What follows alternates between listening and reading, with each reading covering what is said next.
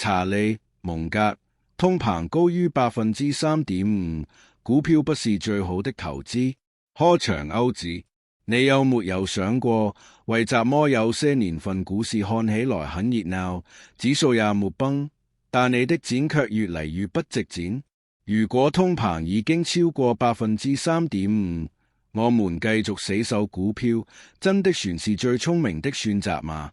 為什麼今天一定要聊這個話題？我們今天要聊的這個問題，其實比股市會不會跌更重要，因為很多人一輩子都在關注股價漲不漲，卻很少認真思考一個更底層的問題，那就是當通膨持續走高的時候，股票到底能不能真正幫我們守住財富？查理·蒙格曾經反覆強調過一件事：投資不是為了看賬戶數字變大，而是為了在現實世界中保持購買力。如果你賺的錢追不上物價上漲的速度，那你其實是在慢慢變窮，只是你自己可能還未意識到。很多人聽到通膨這兩個字，第一反應是油價、房價、菜價在漲，但蒙格看得更深，他關心的不是短期的價格波動，而是當通膨長期高於某個臨界點時，整個投資邏輯都會發生變化。而他反覆提到的那個數字，就是 3.5%。這不是一個隨便說說的數字，也不是情緒判斷，而是他結合幾十年市場經驗，對資本回報和通膨侵蝕之間關係的深刻總結。理解這一點，對我們每一個普通投資者來說，真的非常重要。查理·蒙格為什麼值得我們認真聽？說到查理·蒙格，我們很多人第一時間想到的，可能是巴菲特的黃金搭檔。但如果只這麼看他，其實有點低估了這位老人。蒙格不是那種靠預測市場短期漲跌出名的人，他真正厲害的地方，在於他對人性、制度和長期趨勢的理解。他經歷過高通膨年代，也驗證過低利率時代的繁榮。他看過泡沫形成，也看過泡沫破裂。在上世紀70年代，美國的通膨一度長期處在高位，那是一個股票表現並不友善的年代。很多公司賬面盈利看起來在增長，但扣掉通膨之後，投資者的實際回報非常有限，甚至是負的。蒙格正是在那樣的環境裡，形成了自己對通膨的警惕。他不是反對股票本身，而是反對在不合適的環境裡，盲目相信股票一定能贏通膨。所以當他說出如果通膨長期高於 3.5%， 股票未必是最好的投資這句話時，其實是在提醒我們，不要用一種固定思維去應對一個不斷變化的世界。通膨超過 3.5%， 到底意味着什麼？我們先把話說得簡單一點，通膨本質上就是錢的購買力在下降。今天能買到的東西，明年需要更多的錢才能買到。如果通膨是 2% 左右，大多數優質公司全能通過提高價格、提升效率，把成本轉嫁出去，投資者的回報也全能跟得上。但當通膨持續超過 3.5%， 情況就開始變得微妙了。企業會發現原材料、人工、物流成本漲得太快，而消費者的收入增長卻跟不上。這時候，公司並不是不想漲價，而是不敢漲太多。一旦漲價過頭，需求就會掉下來，這會直接擠壓企業的利潤空間。賬面上的收入可能存在增長，但真正留在公司口袋裡的錢卻沒那麼多。股價在這種環境下就很難持續走強。蒙格關心的正是這種表面繁榮，實則吃力的狀態。因為一旦企業無法真正戰勝通膨，股票長期回報自然會受到影響。為什麼股票在高通膨環境下容易讓人失望？我們很多人都有一個習慣性的想法，那就是股票代表企業，企業會成長，所以股票長期一定能跑贏通膨。這個邏輯在低通膨時代確實成立過，但蒙格提醒我們，一旦通膨變成長期問題，事情就沒那麼簡單了。高通膨往往伴隨着高利率，而高利率對股票嚟說本身就是一種壓力。企業融資成本上升，擴張速度放慢，估值自然會被壓縮，投資者也會要求更高的回報，才願意承擔風險。更關鍵的是，通膨會放大不確定性，企業很難做長期規劃，消費者的行為也會變得更加謹慎。在這種環境下，股票市場容易變得波動更大，但回報卻不一定更高。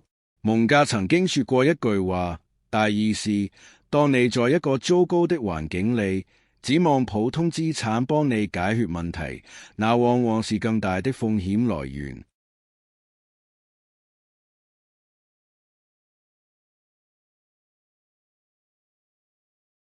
歷史中的真實例子告訴了我們怎麼。如果我們回頭看看歷史，就會發現蒙格的擔憂並不是空穴來風。在上世紀70年代，美國經歷了長時間的高通膨，那段時間裏，股市並沒有出現我們後來熟悉的那種長期牛市。即使指數看起來在震盪上行，但扣掉通膨之後，投資者的實際回報非常有限。很多人當時以為，只要長期持有股票就一定能贏，結果卻發現10年過去了，賬戶數字可能變大了，但生活並沒有變輕鬆。蒙格正是在這種背景下，形成了對高通膨環境的高度警惕。他明白，通膨不是一天兩天的問題，而是一種會慢慢侵蝕財富的力量。當通膨高於 3.5%，而且沒有迅速回落的跡象時，繼續把所有希望壓在股票上，本身就是一種風險。蒙格真正想提醒我們的是怎麼？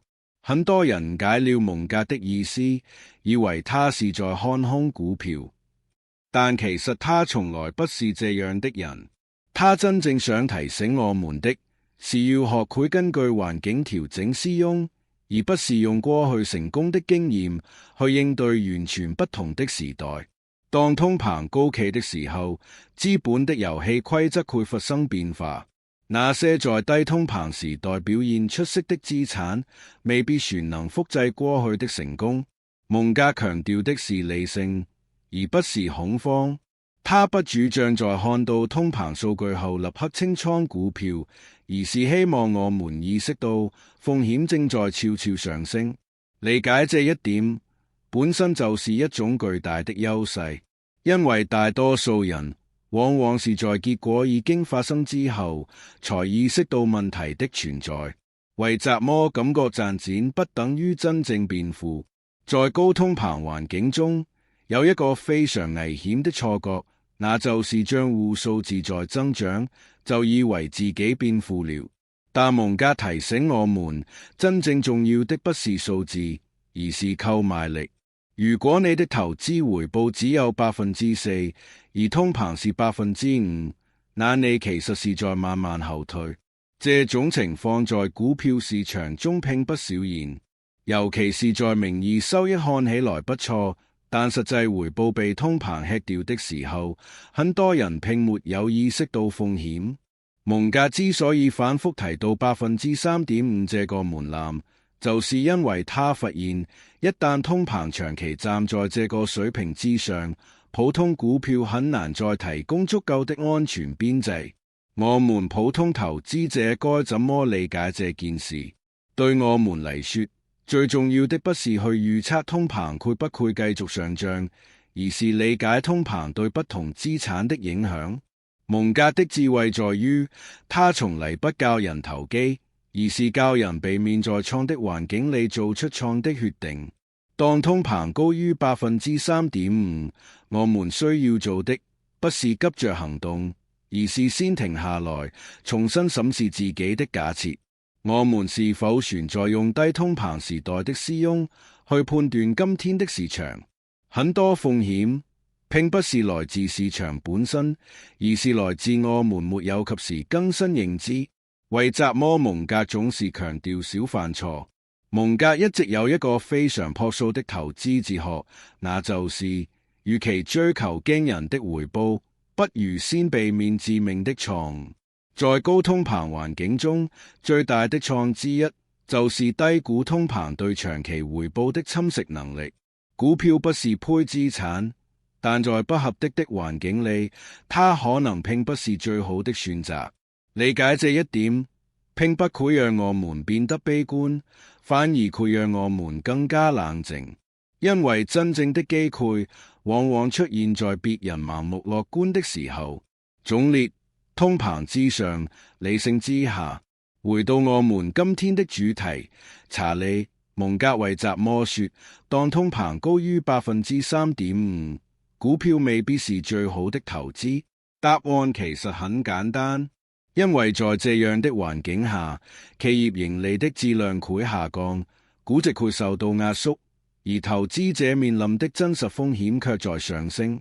蒙格並不是否定股票，而是在提醒我們，投資永遠要看環境，而不是迷信某一種資產。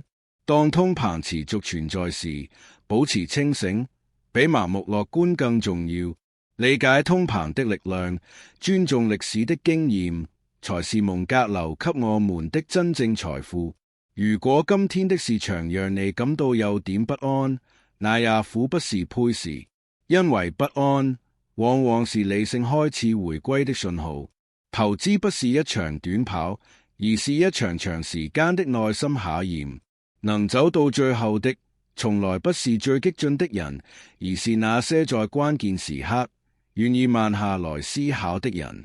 如果你願意，下一步我可以幫你把這期內容拆成3、5集系列視頻腳本，或者改成更偏故事感、情緒更強的版本，非常適合你現在做的投資心理類頻道。